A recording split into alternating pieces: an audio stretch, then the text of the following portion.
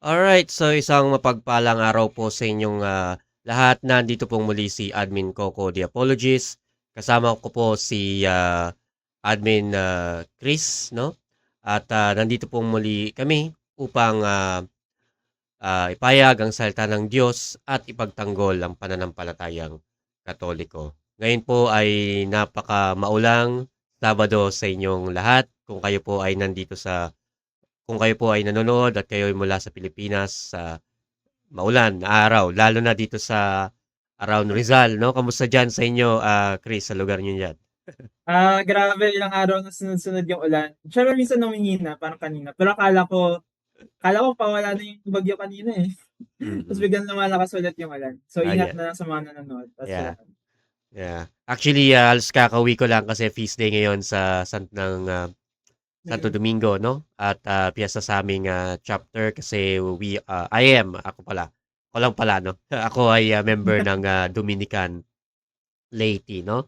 At yeah, we will go further on that. But first, before we proceed to our topic, so the topic is obviously about si Pedro ba ang unang Santo Papa, no? Dapat nating pag-usapan yan in connection sa mga previous topic natin. Yung last topic natin kung about bakit may simbahan si Kristo.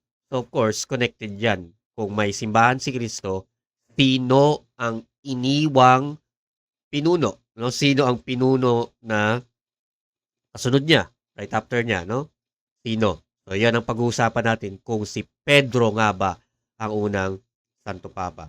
Pero bago ang lahat, kailangan po tayo po ay magkaroon ng maiting panalangin ngayon. So, tara po. In the name of the Father, the Son, the Holy Spirit. Amen. Panginoong Hesukristo, ikaw ang daan, ang katotohanan at ang buhay. Gabayan niyo po nawa ang mga kaanim ng inyong simbahang naglalakbay dito sa lupa. Naisin nawa naming lagi ang liwanag ng katotohanan at maging daan din kami upang mamulat ang kapwa sa katotohanan ng kanilang pananampalataya. Maging mga waran nawa kaming tagapagtanggol ng pananampalatayang Katoliko na kailanman ay naging tapat sa inyong mga turo. Papagliwanagin nawa namin ang ilaw ng katotohanan sa gitna ng madilim na mundo ng kasinungalingan at kasalanan. Maging makabuluhan nawa ang aming paglalakbay patungo sa buhay na walang hanggan, katulad ng paggabay mo sa paglalakbay ni na Moises at ng bayang Israel patungo sa lupang pangako. Ikaw na nabubuhay at naghahari ngayon at magpasawalang hanggan. Amen. Birhen ng katotohanan, ipanalangin mo kami. The Father, the Son, the Holy Spirit. Amen. Alright, simulan na natin, no? Brother Chris, itong ating paksa na si Pedro ba, no? Si Pedro ba ang unang Santo Papa? So, sa topic na si Pedro ba ang unang Santo Papa, mababasa natin ang pagbanggit ni Kristo ng pagiging bato nito, no? Sa Mateo 16:18. Ganito ang ating mababasa. Ikaw ay Pedro, at sa ibabaw ng batong ito ay itatuyo ko ang aking iglesia. Ayun. Hindi lamang sinabi ni Jesus na si Pedro ay isang apostol, Mm. bagkus iniugnay niya ang pangalan ni Simon, no? Sa Greek word na Petros, no? Na ibig sabihin bato, at pagkatapos sinabi niyang sa batong ito itatayo ang iglesia. Iglesia ng ano? Hindi iglesia ni Kristo, ha? Hindi po porke sinabing iglesia, ibig sabihin iglesia ni Kristo. Kaya mali yung mga sinasabi na iglesia ka? Ay, iglesia ka? Ay, hindi ganun yun, mga kapatid. Ang salitang iglesia, kung originality lamang, no? Hindi po ang iglesia ni Kristo ang tunay na gumamit yan, no? Marami na pong nauna at masusure ko sa inyo, pinakauna po dyan ang simbahang Katolika. So pag Sinabi sinabi din ng pong yeah. So pag sinabi pong iglesia, pwede yung itukoy din sa Katoliko. Iglesia Katolika. Okay? Kaya walang masasabi na, ay, iglesia ka? Pag sinabi mo sa akin yan, oo naman, ako ay member ng tunay na iglesia ni Kristo since 33 AD, hindi 1914. Pag ako sinabihan mo kasi yan. yung ano yung kahit sa mga documents ng Vatican, ginagamit din yung Church of Christ minsan sa Catholic Oo. Church. Kahit yung Church of God, kasi di ba yung kay Elisariano, Church of God naman. Ginagamit din yung Church of God pagdating sa Catholic Church. Pero, ayun nga, alam ko naman na syempre nung nakaraang topic pa yun, pero ulitin ko lang din sa iba, hindi pwedeng maghanap lang tayo ng salita sa Biblia, tapos gagawa ng sekta, tapos aangkinin mo yun. Para siyang analogy na ginagamit ko dati, yung although ginawa, actually may mga ganitong krimen dati, yung kapag may mga nakidnap, Mm. tapos papalitan mo yung pangalan mo, tapos ikaw yung magpapanggap na ikaw yung kidnap na yun, na bata na yun. Pero hindi ibig sabihin, pinalitan mo yung pangalan mo, ikaw talaga yung taong hinahanap nila. So ganun din, di ibig sabihin na kinuha mo yung pangalan mo sa ilang salita sa Biblia, hindi ibig sabihin, yun mismo yung tinayo ni Jesus. Mhm. Tama. Amen. Amen. Okay, tuloy natin, no? So, kung walang natatanging, no? Since binanggit ko ng Mateo 16:18, kung walang natatanging papel si Pedro, kasi may narinig ako, may nakadiskusyon ako noon eh. Walang, Mm-mm. bakod sa pagiging apostol, walang natatanging papel si Pedro. Pero kung totoong walang natatanging papel si Pedro, bakit siya lamang ang direktang binigyan ni Jesus ng gentong pahayag? No? Sa Mateo 19, tuloy natin, mas maganda yung ituloy natin. From Mateo 16-18, babasahin ko yung 19.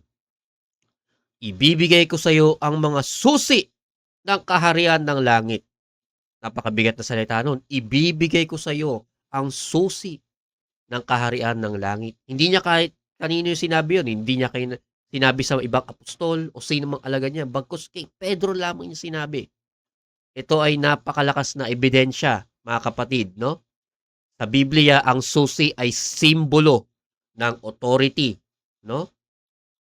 May mahalagang Old Testament background dito sa Isaiah 22 verse 20 to 22. So sa no, sinasabi doon ang susi ng sambahan ni David ay ibinibigay sa isang opisyal na may natatanging otoridad.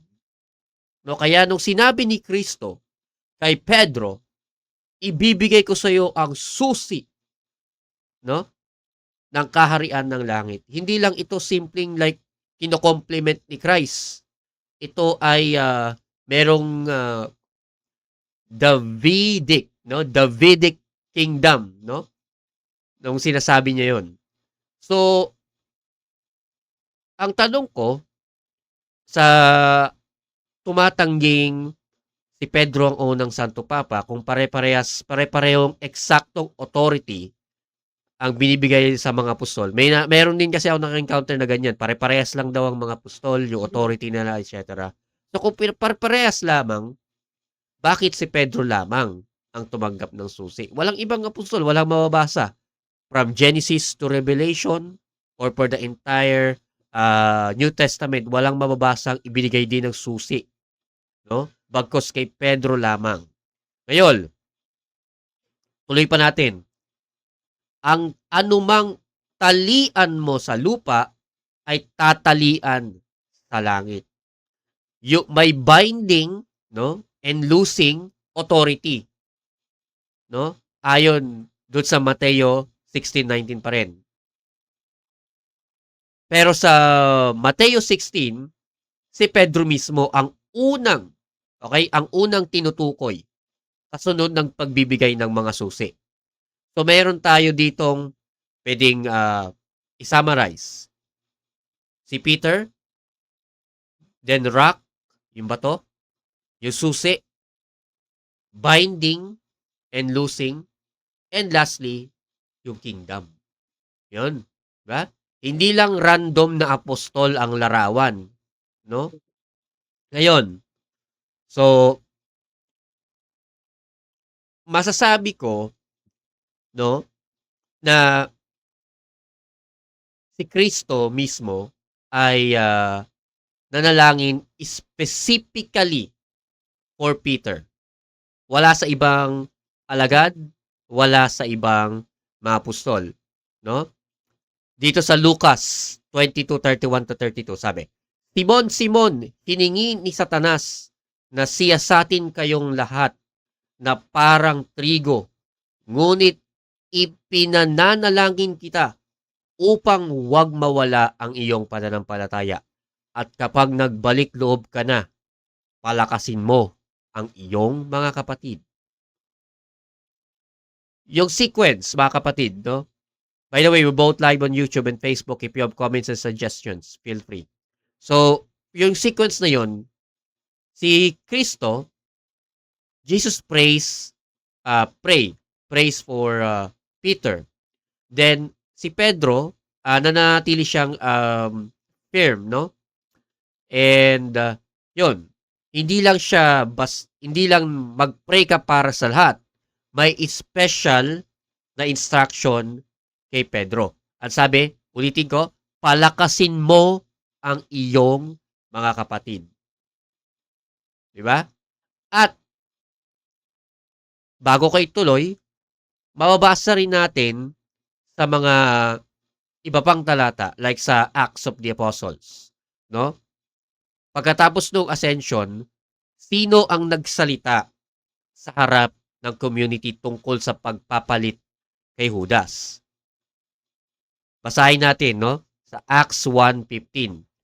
Noong mga araw na iyon, tumayo si Pedro sa gitna ng mga kapatid. Siya ang nanguna sa proseso ng pagpili ng kapalit ni Judas. Okay, so sino hunang nagsalita sa harap ng komunidad? Walang iba, kundi si Pedro. Because he is the leader of the apostles. Wala lang iba. Okay? Ngayon, nung bumaba ang Holy Spirit sa Pentecost, sino ang unang tumayo, nangaral? Si Pedro lamang. Sa Acts chapter 2 verse 14, sabi, tumayo si Pedro kasama ang 11. Ayun. Nauna siya, then kasama ang 11. Then, si Pedro, no, he delivers the Pentecost proclamation. Okay? So, tutuloy natin sa 2:41 ng mga gawa ng Acts na saan hubigit kumulang 3,000 ang nabautisban, no? Ngayon, when it comes to the authority, I just wanted to tell you na of course, hindi lamang si Pedro ang may otoridad. Kaya rin nung iba. Pero pinag-uusapan natin dito kung sino yung pinakauna, no? Sino ang unang Santo Papa at mamaya no? Marami pa akong masasabi diyan. Pero alam ko si Brother Chris may gusto nang sabihin yung kanyang statement. Okay. Okay, so salamat dun, Brother Carlo. Actually, tama din naman talaga yung sinabi mo. Ang inaano ko nga dyan, pagdating kasi kay San Pedro, napaka-obvious na siya ang nagsasalita na parang leader. Pero, ang problema sa mga protestante, kung i-deny nila yon, hindi ba parang umi-empal si San Pedro? Kasi ganun yung dahilan, di ba? Kung hindi ka leader, pero ikaw yung lagi nagsasalita on behalf ng mga grupo mo, Oo. anong ibig sabihin nun kung hindi talaga siya yung leader, di ba? Parang umi-empal lang siya, kumbaga. So, syempre, parang kasalanan kasi sin of pride yun. Sin of pride na kung hindi ka leader, pero ikaw yung laging tumatayo na leader, na walang nagsabi sa'yo na may ikaw leader, nakakasala ka ng pagmamataas. Pero Yes. syempre, the mere fact na si Saint Peter yung nagsalta sa Acts of the Apostles, kahit hindi naman siya yung bishop ng Jerusalem, yung fact na siya yung pinipili ni Jesus sa iba't ibang mga bagay, iba't ibang mga events, na merong sole attention kay Peter, signifies na meron siyang special place sa simbahan. To the point na may mga protestante nga ngayon, hindi na nila dinedeny na si Saint Peter yung leader ng church. Siguro dinedeny nila infallibility. Minsan nga, ina-accept na nila, sinasabi lang na hindi nag-continue sa mga susunod na Santo Papa. Kasi parang yung ibang protestante, nakikita talaga nila yung strength ng argument na si Peter yung leader. Pero syempre, alam ko, of course, yung mga Protestants divided. Ang traditional position talaga dyan, nire-reject nila na si Saint Peter yung first pope, nire-reject nila na siya yung unang leader. And of course, sa mga Katoliko, ay isa na tong dogma ng simbahan, lalo ng Vatican I. So, required tayong maniwala as part ng ating pananampalataya. Pero Amen. siguro, babanggitin ko lang din na, dahil na pag nabanggit yung Matthew chapter 16 verse 18, yung common na sinasabi nila, yung Petros, na sinabi, you are Peter on this rock, Petros yung ginamit na salita kay Peter, Petra yung salitang ginamit sa rock. Tapos sinasabi ng iba, yung Petros daw, little pebble lang yun, little stone. So parang binababa daw ni Jesus si Peter, tapos inaangat niya yung sarili niya, ni Jesus, kasi siya daw yung rock. Of course, in some sense, di naman natin sinasabi na to contradict na si Lord din yung rock. Pwedeng iba't ibang interpretation na tama. Pero ang problema sa argument ng mga protestante, yung ganong Greek Petros Petra na iba ng meaning, nangyari lang yan, yung Greek na yan, nung lumipas ng maraming taon. Kasi nung unang ancient Greek, lalo nung panahon ng mga disipulo, yung Petros, tandaan lang natin, yung Petros ay masculine ng Petra. Kapag masculine at feminine pinag-usapan, walang difference yung meaning yan. Ang difference lang talaga yung gender or yung specific na word na noun na ginamit, hindi yung meaning. Perhaps in the future, di ba, yung, alam naman natin yung language nag-evolve yan eh. Doon nagkaroon ng distinction yung meaning, pero hindi sa panahon ng mga disipulo. Ganon din sa Aramaic, na yun yung language ni Jesus, yung word na ginamit ay Kepha or Cephas. Kaya nga minsan sa Biblia, binabanggit din yung word na Cephas kay Peter. Kasi yun yung translation ng Greek na Peter o ng Petros sa Aramaic language. Cephas or sa Hebrew, Kepha, pero iisa lang yung meaning niya, rock. Pero siguro, isa sa mga, kasi kapag napapansin ko kasi yung mga discussion dito, parang nagpo-focus lang minsan sila, at least mga Protestant, nagpo-focus lang too much sa dictionary, sa Greek, and wala naman ang problema doon. Wala naman masama sa konteksto. Pero napakahalaga ng ginawa ni Jesus sa Matthew chapter 16 verse 18, kasi kung titignan natin, Simon talaga yung name ni Peter. Pero binigyan siya ng bagong pangalan na Peter.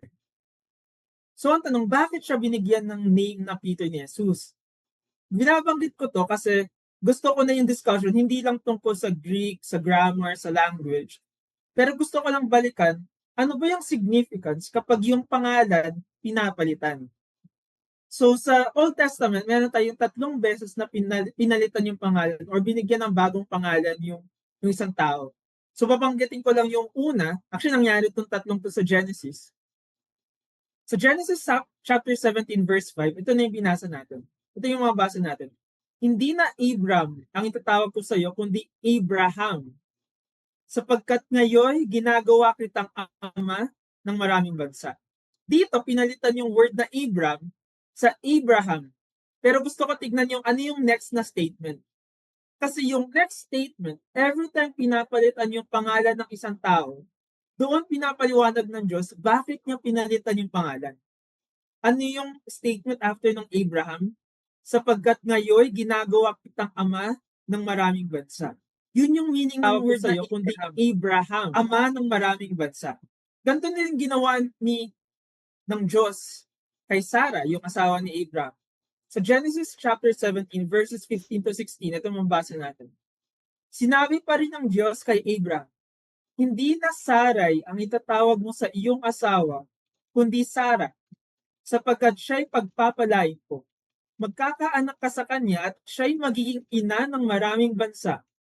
May magiging hari mula sa kanyang mga salindami. So yung word na Sarah, actually kung titignan mo yung dictionary, ibig sabihin niya, princess of the multitude. Pero nandun pa rin, pinalitan yung word na Sarai to Sarah. At ano yung next sentence? Siya'y magiging ina ng maraming bansa. Ito naman pagdating kay Israel.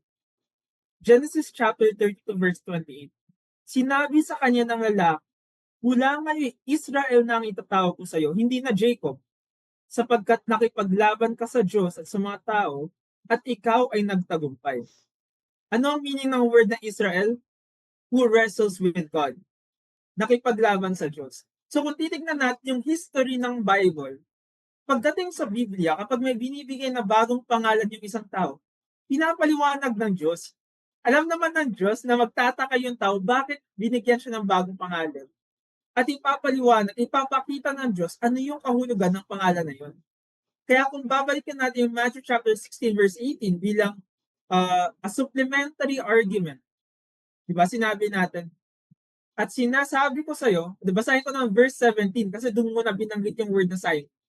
Sinabi sa kanya ni Jesus, pinagpala ka Simon na anak ni Jonas, sapagkat ang katotohanan ito hindi inihayag sa iyo ng sinumang tao, kundi ng aking ama na nasa langit. At sinasabi ko sa iyo, ikaw ay Pedro, at sa ibabaw ng batong ito ay itatayo ko ang aking iglesia at ang kapangyarihan ng kamatayan ay hindi magtatagumpay laban sa kanya. Pagdating kay Abraham, Sarah, at saka kay Israel, yung mga next na pahayag, next na sentence, next na statement, yun yung meaning ng pangalan nila. Ganon din kay Pedro. Kaya nung sabi, ikaw ay Pedro, at ano yung sinabi? Sa ibabaw ng batong ito, itatayo ko ang iglesia at ang kapangyarihan ng kamatayan ay hindi magtatagumpay laban sa kanya. Yun yung meaning ng salitang Pedro. Siya yung bato, pundasyon kung saan itatayo yung iglesia. At dahil dito, hindi mananaig yung kamatayan, hindi mananaig yung demonyo laban sa iglesyang ito dahil kay Pedro. So, ibig sabihin, yung konteksto ng pagbabago ng pangalan na makikita natin pagdating kay San Pedro, na nakabasa sa Biblia, every time pinapalitan yung pangalan ng isang tao, nandun sa next statement kung ano yung meaning niya. Kasi napaka-nonsense na magbibigay ka kay Jesus, magbibigay siya ng bagong pangalan kay Pedro, pero walang connection yung sinabi ni Jesus sa pangalan ni Pedro. At hindi lang yun, huli, siguro mamaya mas mapapaliwanag ko pa. Sabi kasi ng iba, yung bato daw, hindi daw yung kay Pedro, hindi rin daw kay Jesus yun, pananampalataya daw yun. Parang, kaya daw yung simbahan, hindi mananaig yung kamatayan sa kanya dahil daw sa pananampalataya ng mga tao. In some sense, maraming pagkakataon na si Jesus, sinabi niya, pinuri niya yung pananampalataya ng mga tao. Yung Canaanite woman, yung centurion, ang daming tao na pinuri niya yung pananampalataya, kahit si Pedro. Pero pinagkaiba, kahit pinuri ni Jesus yung pananampalataya ng ibang tao, hindi niya pinalitan yung pangalan nila. Pangalan lang ni San Pedro yung pinalitan, yung Simon, mula Simon to Pedro, at walang contradiction. Nasasabihin yung bato ay pananampalataya at yung bato ay si Pedro, sapagkat ang pananampalataya ni Pedro hindi mananaig ang kamatayan laban doon. At ganun din sa lahat ng mga santukan. At itong pundasyon, kung bakit hanggang ngayon nakatayo pa rin ang simbahang Katolika hanggang sa muling pagbabalik ni Jesus.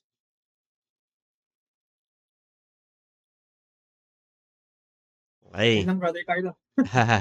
Thank you so much, Brother Chris. At yun, yun nga, no? Sa ating discussion, aking bibigyan, papatuloy ang tungkol sa pagpapaliwanag ng tungkol sa pagiging unang Santo Papa ni Pedro, no? So, dun sa pagiging leader pa ni Cristo, no? Ay, sorry, ni Pedro. Ni Pedro that and I will gonna discuss to you if why Saint Peter takes the lead in the first major uh, church discipline, no? Sa Acts chapter 5, no? Si Pedro ang direktang humarap, no? Sa kanila, sa mga tao, particularly kila Ananias at Sapphira, no? Sa Acts chapter 5 verse 3. Sa itong sabi, Pedro, bakit pinuspos ni Satanas ang iyong puso? At pagkatapos ng judgment doon, sinabi, malaking takot ang sumapit sa buong iglesia. Makikita dito ang isang apostolic leader, no? That exercising serious disciplinary authority. And then also sa lahat ng mga apostol, si Pedro lamang ang nagbukas, no? Ng church sa mga Gentiles. Mababasa natin yan sa Acts chapter 10, no? Mahalagang parte ito ng pagiging leader, no? Ni Pedro. Si Pedro ang pinili ng Diyos, dahil si Pedro pinili ng Diyos upang pumunta kina Cornelius, no? Isang Gentile. Sa Acts 10, ito sabi, no? Hindi si Pedro ang unang nakaisip nito. Diyos ang nagbigay ng revelasyon sa kanya. At pagkatapos magsalita ni Pedro, bumaba ang Holy Spirit sa mga Gentiles. So, in the theological significance, mga kapatid, Saint Peter, he is the instrument through the gospel, no? Visibly crosses to the Jews, to the Gentile, etc. Now, ang isa pang magpapatunay sa Acts pa rin, no? Papansin nyo sa buong Acts, maraming mga talata ang pwedeng banggitin tungkol kay Pedro na nagsasalita siya bilang leader, no? And etc. Dito sa Acts 15, ito yung isang masabi ko pinakamalaking evidence laban sa idea na ordinaryong apostol lang si Pedro, hindi siyang unang leader, hindi siyang Santo Papa, is malaking masabi kong dispute, no? Yung kailangan bang tuliin ang mga Gentile Christian, no? Nagkaroon ng debate diyan pa lang. Sa Acts 15:7, tumayo si Pedro. And then, nung time na yon, gumawa siya ng argument tungkol sa mga Gentiles. Pagkatapos niyang magsalita, tumahimik yung assembly ng Gentiles. Then si James, he speaks regarding ecclesiastical judgment.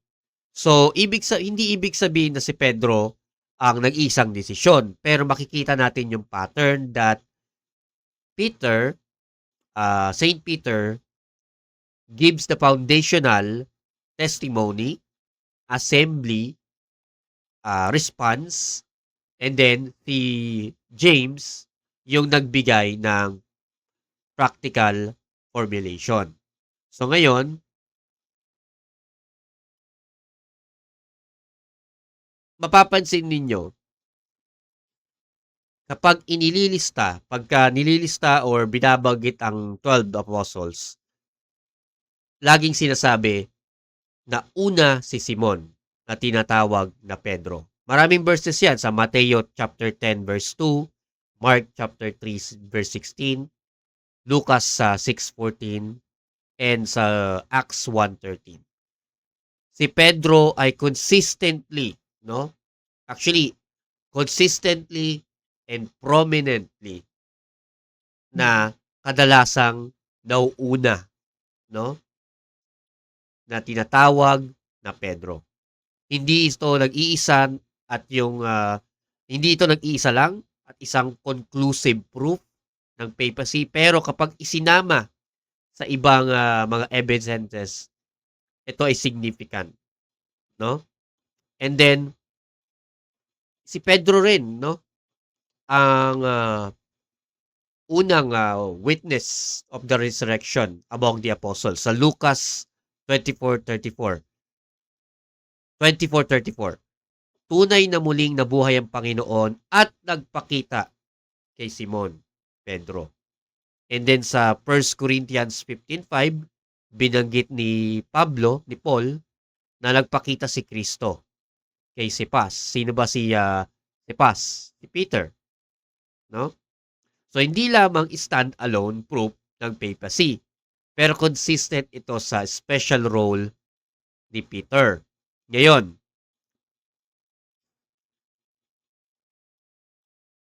ang isa pang patunay is yung pagbibigay ni Kristo ng pangalan kay Pedro.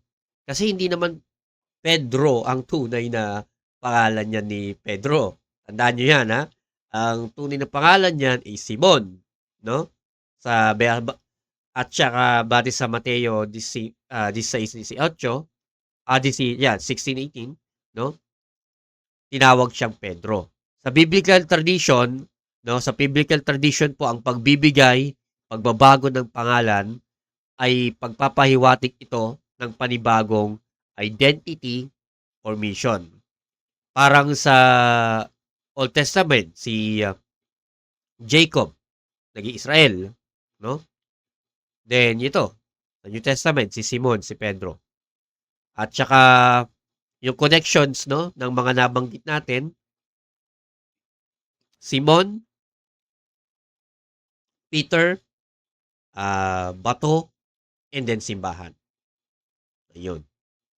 At saka, nabanggit ko na rin earlier, si Pedro lang ang nagbigay ng lakas sa iba. Walang ibang apostol ang nakagawa niyan. Sa Lucas 22:32, palakasin mo ang iyong mga kapatid. Napakalaga po ng concept na yan. Kala nyo napakasimple lang sabihin yan, yung palakasin mo ang iyong mga kapatid. Napakalagang konsepto ito ng papacy, no? Ngayon, ang Pope ay hindi nangangahulugang mas banal siya kaysa sa ibang Christians. Just to be clear, no? Kahit pa po ang term na Santo Papa, hindi po nangangahulugan na mas banal siya sa inyo, sa akin, o kanino man. Ang idea is a ministry of unity and strengthening the brethren. Kaya magandang sabihin natin ngayon, no, na the primacy of Peter is not the primacy ng pagiging magaling. Ito ay primacy ng paglilingkod, pagkakaisa, at pagpapastol. So doon tayo sa mga church evidences pa mula sa iba-iba pa, no? Since na puro Biblia ang binanggit ko, babangkit naman tayo ng mula sa Clement of Rome. A little bit of history lamang po ito, no? Since sigurado ko gusto ninyong marinig. Gusto nyo lumabas mula sa Bible at from Bible, pupunta sa history. Isang history yung Clement of Rome, no? It is a very good, I would say, evidence or important witness, no, regarding this. So nung around the end of the 1st century, mga kapatid, sumulat yung ang Church of Rome sa Church of Corinthians, no, tungkol sa isang serious dispute, no. Napakalaga rito dahil the Rome intervenes in the affairs of the other Christian community. At napakaaga nito sa church history. Hindi ito nangangahulugan na prove by itself na fully developed na ang medieval papacy. Okay? Pero pinapakita nito na very early Christians already recognize an important authority associated with the Church of Rome. Binanggit ko yung not fully developed kasi hindi naman po talaga fully developed pa ang papacy during the time lalo pa nung si Pedro ay nandyan pa. Na-develop ito by after him and so on and so forth. But it doesn't validate ng pagiging unang Santo Papa niya. No? Si Saint Ignatius Antioch, isang early 2nd century, no around early 2nd century, ay nagbigay ng special description sa Church of Rome. Sabi niya, presiding in love, no? Interesting 'yan mga kapatid, no? Napaka-simple pero interesting nito dahil napakaaga ng source. Ibig sabihin, when I say napakaaga ng source, meron ng mga source from the history about papacy. So kaya sablay yung sinasabi nila na nito lang na-invento yung papacy. No, yung development nagsimula na noon pa lang. Okay? Ngayon, yung succession of bishop, no? Si kay Irenaeus around 2nd century pa rin. Si Irenaeus of Lyons, I'm not sure how to pronounce it, but it's Lyons, no? Nagkaroon siya ng argument tungkol sa apostolic succession at particular na tinuro ang succession associated with Rome, no? Ito ay I would say magandang historic argument eh. From Peter to Roman Church, succession of bishop, preservation of apostolic teaching, no? So hindi ito simpleng sasabihin na may pope kasi sinabi ng Catholic Church. No, hindi, mas malalim. Siguro we could say may historical succession na sinusundan pabalik sa apostolic foundation. Okay? So, ngayon, ang pagtatapos ko sa argumento na ito, no? It's up to you, Chris, if you will add more. I would say na kung lagi niyong sasabihin na hindi si Pedro ang ula Santo Papa, no? Hindi siya ang bato, etc. Kasi sabi si Kristo daw ang bato eh. Kahit sinabi na, kasi si Kristo na nga nagsabi, ikaw ay Pedro at sa babaw ng batong ito. Pero may nababasa ko dati, si Kristo daw yung bato doon. Kahit si Kristo na ay nagsasabi, ikaw ay Pedro sa babaw ng batong ito. Di sala sinabi ni Kristo, ikaw Jesus ay Pedro. Ay bato. Atawa tuloy ako. Ngayon, kung si Pedro ay hindi binigyan ni Kristo, no, ng natatanging primacy, bakit siya binigyan ng bato, ng susi, isang espesyal na panalangin na para sa kanyang pananampalataya, no? Utos na palakasin ang mga kapatid at utos na pastulan ang mga tupa ni Kristo. Lahat yan, yung mga pinagsasabi ko ngayon, pinagsasabi ni Brother Chris. Lahat yan, hindi yan direktang ibinigay ni Kristo sa ibang apostol. Pagkus kay Pedro lamang. Patunay yon ng primacy, no? The primacy of Peter. At pagiging unang leader, pagiging unang Santo Papa. End of sharing. Salamat dun, Brother Carlo. Actually, naalala ko lang din kasi pagdating kay Jesus, yung usual na approach nila ng mga protestante, binabanggit nila pag natanong sino yung rock of Matthew chapter 16 verse 18, sabihin sino yung bato. Tapos kung pagsasabihin nila si Jesus, babanggit sila ng ibang verse. Lalayo. Tatanong sila ng ibang verse. Sinasabi talaga si Jesus yung bato. Pero yun yung sinabi yung stumbling block. Di ba? Yung mga ganong verse, yung rock as stumbling block na tungkol kay Jesus. Pero hindi na nakikita. Magkaiba kasi yung rock, yung bato bilang pundasyon ng simbahan, bilang leader ng simbahan, doon sa bato bilang rock of salvation, yung foundation of salvation. So di ba parang kahit magkatulad siya ng salita, hindi ibig sabihin na magkatulad siya ng kahulugan, hindi ibig sabihin magkatulad siya ng konteksto. At i-aadviso ko lang din sa iba na kapag meron silang, lalo sa mga Bible-alone Christians, na Oo. kung sila yung nagsabi naniniwala sila sa Biblia at gusto nila magpaliwanag mula sa Biblia, mas maganda na iwasan yung pagtalo ng iba't ibang Bible verse na hindi konektado sa talata. Kasi napaka-usual na hindi natin mabasa siya sa tamang konteksto. Mm. Ipaliwanag, siguro kung gusto niyo walang masama, pero ipaliwanag niyo mismo mula sa Matthew chapter 16 verse 18. Wag mo na siya tumalon agad-agad as if yun agad yung nabibigay na explanation. So yun lang naman yung recommendation ko sa kanila. Anyway, continue ko lang din.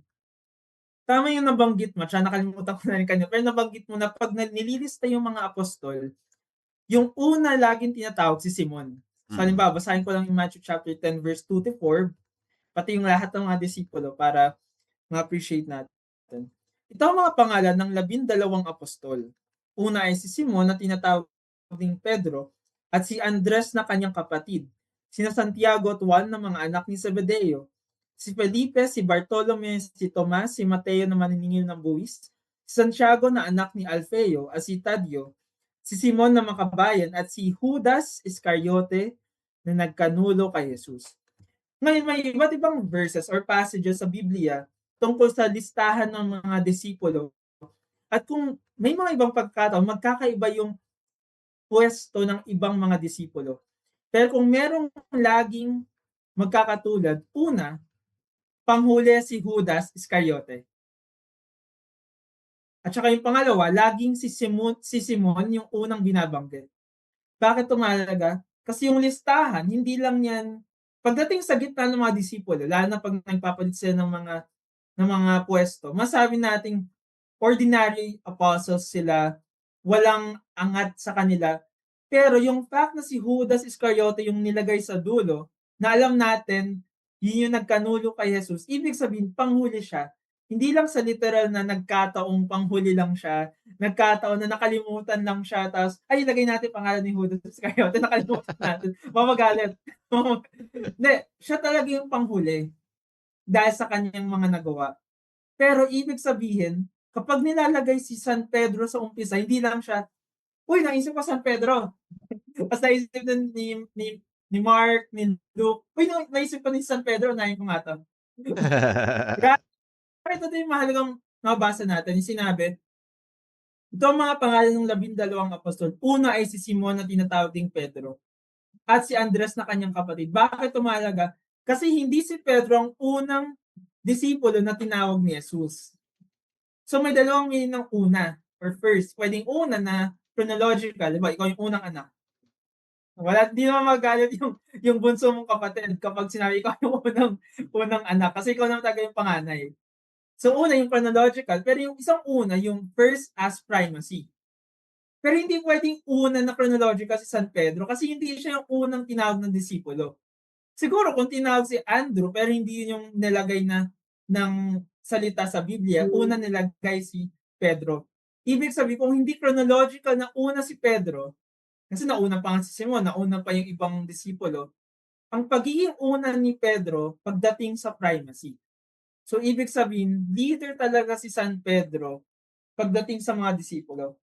Hindi lang yun, actually naalala ko lang din yung si Clement of Rome. Kasi Mhm. sabi na bakit tayo maniniwala sa tradisyon, bakit tayo maniniwala sa kasaysayan. Una napaliwanag ko na yung sa mga ibang DCF live natin, yung kahalagahan ng tradisyon.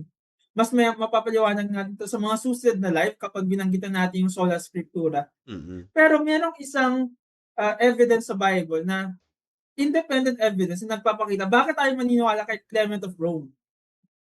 Kasi ang pangalan ni Clement ay binanggit sa Biblia. Ibig sabihin, bago pa siya maging bishop ng Rome, maging pope, maging Pope Clement the First, nagsimula muna yung bilang follower ng mga apostol. In fact, usual din naman kapag may mga bagong pope, di ba, nagsimula muna yung mga cardinal, bishop, na syempre nagsimula muna yung sa mga naging paret. Si Clement, naging kasama siya ng mga apostol. Kasama din siya ni San Pedro. Ni San Pablo. Of course, kasama niya din si San Pedro kasi si San Pedro yung leader. Pero ito yung mabasa natin sa Philipos chapter 4 verse 3 or Philippians chapter 4 verse 3. So sinabi ni San Pablo, ipinapakiusap ko rin naman sa inyo, tapat kong katuwang. Tulungan mo ang dalawang babaeng ito. Sila man ay kasama kong nagpagal sa pagpapalaganap ng magandang balita, kasama si Clemente at ang iba pang kamanggawa ko. Ang mga pangalan nila ay nakasulat sa aklat ng buhay.